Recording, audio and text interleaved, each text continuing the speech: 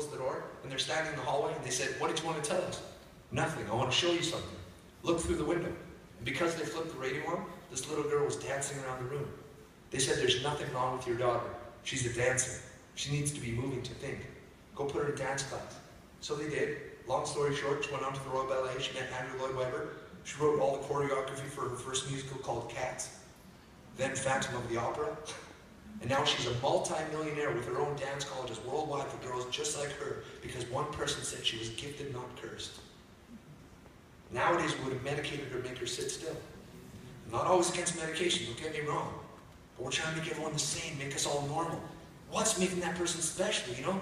We've seen so many people miss on their lives. Guys, we just got called to one school where an 8-year-old took their life. 8. We just in a school in Saskatchewan, 11-year-old. We just in a school in Ontario a little while ago, a 13-year-old. And the whole school's rocked because they find out why she did it. So on her suicide note, somebody said this to me in the hallway. Somebody wrote this about me on Instagram, and I was like, oh crap, that was me. Because we don't even think about our words. In North America, we call our best friends losers, right? Yeah. But what you say to your best friend, you can't say to everyone around you. You don't know what somebody might be going through at home, or the emotions inside us. You might be reconciling with the power in your words. And the principal of this school in Ontario asked us to come right away. You know why? Because on this girl's suicide note, it revealed one other thing. She had a pact with one of her friends. They had a deal. If you kill yourself, I'll kill myself. The principal said, we don't know who it is. So it's weird. We flew out to do a show. We're talking to school. It's just a crowd in front of us like this. And I knew somebody else was about to take the life right in front of us. I didn't know who it was. The principal didn't know. And for the first time, I froze. I was like, I got to talk about it. I got to reveal that I had those thoughts myself once too. And I thought, what's going to happen to this tour? What are the students going to think of me? What are the teachers? Am I ever going to get the rest of the tour canceled by revealing that I was once weak too and I had suicidal thoughts? But I felt I had to share, and I let it out for the first time. And it didn't hurt. I didn't feel weak. I felt empowered. And nobody saw me as weak. And guess what? Man, we spoke to that school, and some people teach like this. Like after my accident, I was in this really dark place emotionally, and people would come up to me and say, oh, don't worry, Rob, the pain will go away. You'll get over this. And then the pain didn't go away, and I didn't get over it, and I thought there was something wrong with me. Guess what? We don't teach that. Listen to this, guys.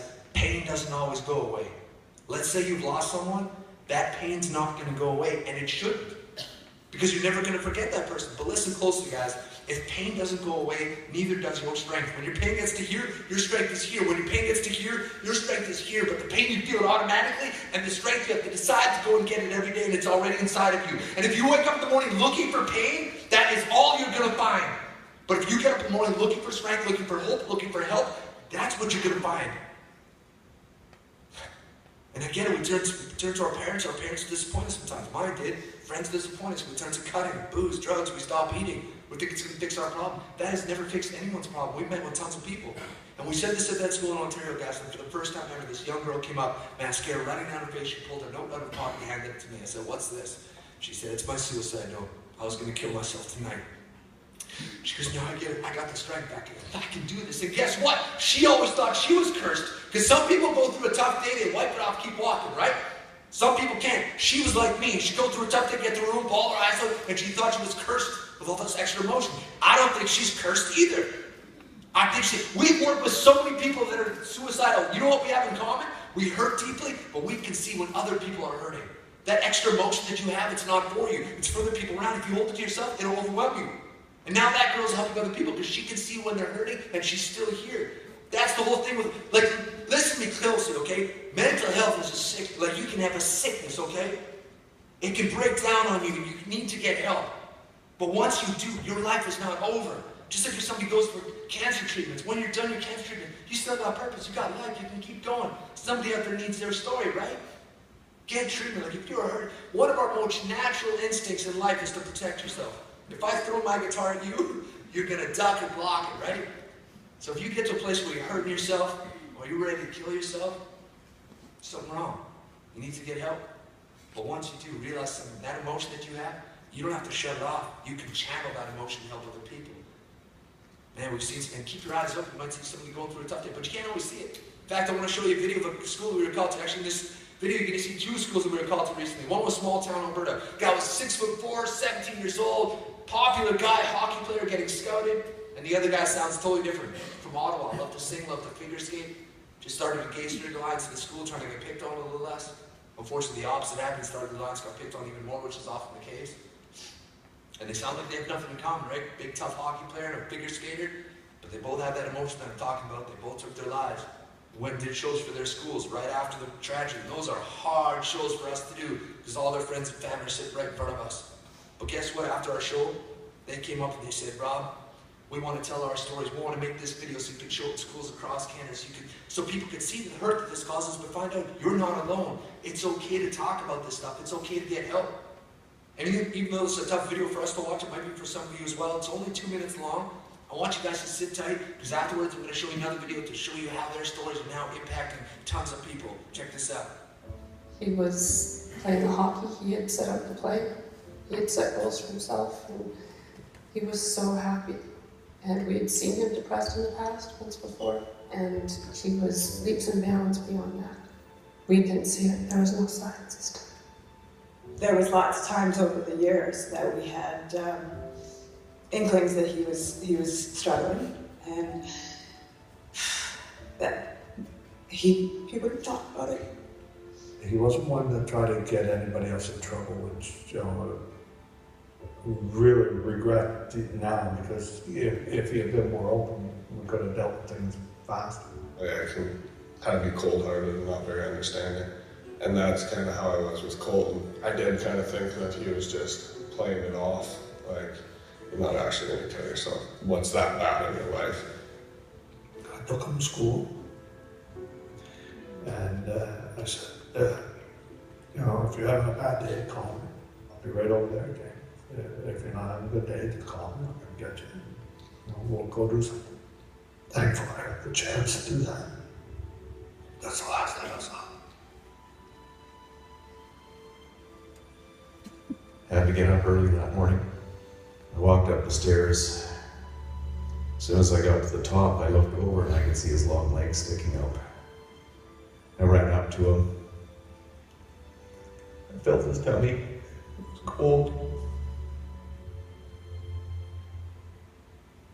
She came in and she just sat down in my bed. She was already crying. Realistically, she didn't have to say anything.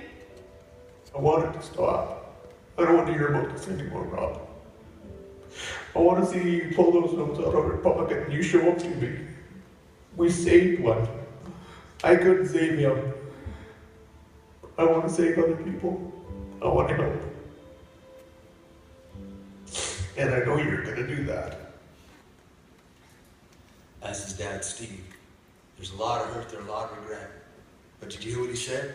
I want to see you pull those notes out of your pocket and show them to me. He's talking about suicide notes. Because they're brave enough to share their story, guys, after showing that video and playing this next song in middle schools, high schools across Canada, guys, in the last little while, we've now had 572 students walked up to us, pulled suicide notes out of their pockets, handed them to us as they're walking out of the shows. 572 students sitting with suicide notes in their pockets in class. Police tell us on average somebody writes their note 2 to 3 months before they do it. Usually. Waiting for somebody to push them over the edge, or waiting for somebody to reach out and say it's going to be okay. Guys, if there's anyone in this room that's ever had voice in your head trying to take you out, and I'm sure someone in this room has, according to the stats, right? If nobody's told you it's going to be okay, guys, we're here to tell you it's going to be okay. Look, I have voices in my head trying to take me out, and look what I missed out on. You know? I think we're missing out on some of the most gifted people. How many people go home from these shows, they don't have their note with them, so when they get home, they rip it up or burn it, send us a picture on Instagram of their burned suicide note, make a video on YouTube, ripping it up and send it to us. Guys, we just had a teacher the other day, said it's not just the students, hands us their note, planning to take their life that weekend because of the way the students were treating them. We get handed razor blades at every single show that we do from people that are cutting, saying, I don't need this anymore. Bottles of Oxy, prescription drugs, saying, here, I don't need this anymore, man. This is just getting me in trouble, you know? Like, I get it. That stuff distracts you from your pain for a little bit, but it doesn't fix your problem. Otherwise, we tell you to keep doing it. And guess what, guys? Every bracelet that I wear, and I've literally been given hundreds, all given me from students that say, you know what? I don't have my suicide note with me, I have my razor blades with me, but here's my bracelet. It's not going to make some changes.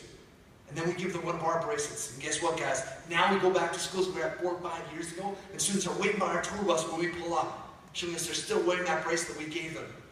They've stayed clean, they've kept a promise for 2, 3 years, 4 years since we were at their school. We've seen so many people have breakthroughs It's been crazy. And I gotta say this, guys.